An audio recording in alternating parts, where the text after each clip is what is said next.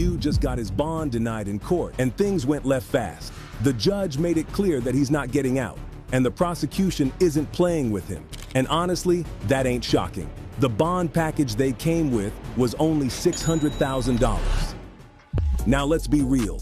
Brick Baby tried putting up a whole $1 million for his case and still got denied.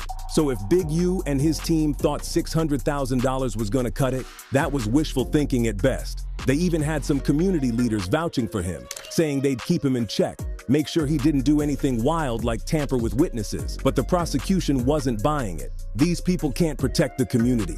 They didn't protect Rayshawn Williams, who they believe Big U murked and left his body in the desert. They also didn't protect all those people he supposedly extorted and scammed. And they sure didn't stop him from trying to dip out of LA before he got arrested.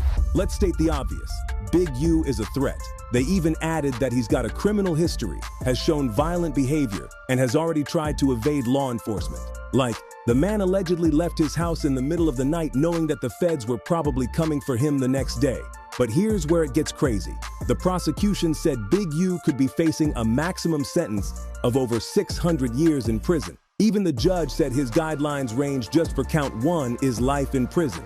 And this right here is the harsh truth about the streets. You can play tough all day, but is 600 years behind bars really worth the respect from a few folks? You gotta ask yourself if looking hard for the gram or your homies worth never seeing daylight again? Now here's the part that adds a whole other layer of mess. One of Big U's biggest ops, a dude by the name of 600, was actually in court at the bond hearing.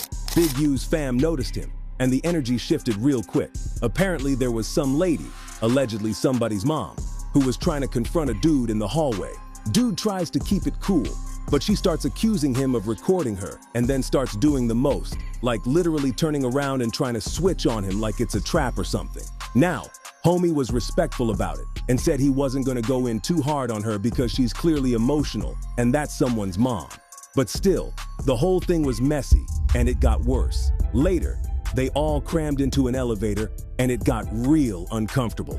That same woman physically bumped him into the wall, and all this courtroom drama does not help Big U at all. The feds already had receipts, like actual video clips of him making slick comments before turning himself in. He name-dropped folks like 600, Brick Baby, Whack 100, and Loose Cannon in that video, and the prosecutors included all that in the official indictment. So this Lil hallway circus just makes things look even worse. Bottom line, Big U is in a deep hole, and he might not be climbing out anytime soon. The system is not playing with him. And if things keep unfolding like this, it's not just about beating a case. It's about surviving 600 years of consequences. But what do you think about this whole situation? And do you see any way out for Big U? Let us know about it. Lil Durk is officially not coming home. And y'all, this one hurts. After months of rumors, courtroom delays, and secret footage floating around the internet, the gavel dropped. And when it did, Durk reportedly broke down in court after the judge's verdict. And let's just say, Durk might as well start picking out his favorite bunk bed, cause he ain't going nowhere no time soon. Deadass. This is the end of an era, and fans everywhere are still trying to process what just went down. Let's get right into it. Before we get to the judge's verdict, let's rewind a bit and walk through how we even got here, cause the story is wild. So, Durk's been locked up since late 2024, when the feds snatched him up on a murder-for-hire case that's been building up behind the scenes for years.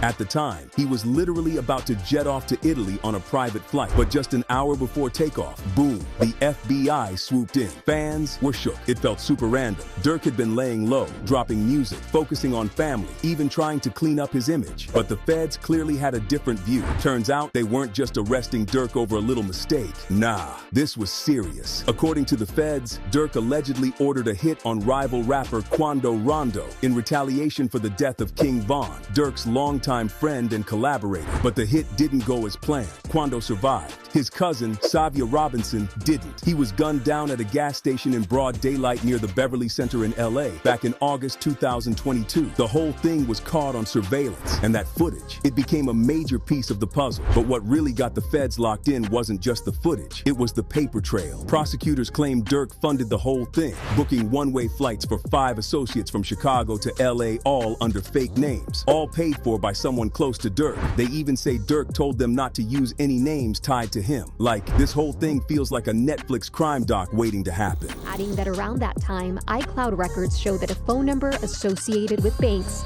texted an alleged co-conspirator, quote, "Don't book no flights under no names involved with me." Oh, it gets worse. The house where Durk allegedly planned all this was rented in LA under his ex-manager's name, and Durk literally filmed a podcast episode from that house just days before the shooting. So when the prosecutors laid all that out in court, it was looking real bad for him. But the twist came this week. As if things couldn't get any worse for Durk, now he's facing a whole civil lawsuit on top of the federal charges. Like, bro, it's not just the feds on his neck. Now the family of Savia Robinson, Quando's cousin who died at the gas station during the fire exchange, is suing too. At this point, Durk might as well start memorizing the commissary menu and practicing his jailhouse workout routine. Because if these claims stick, he's gonna be in there long enough to write 3 albums and a memoir. This ain't just about one man going to jail. This is a whole legacy. Done. One of Chicago's biggest voices in hip-hop, now silenced behind bars. What started as street beef turned into a full-blown federal case, and now Lil Durk is paying the ultimate price. Stay tuned for updates.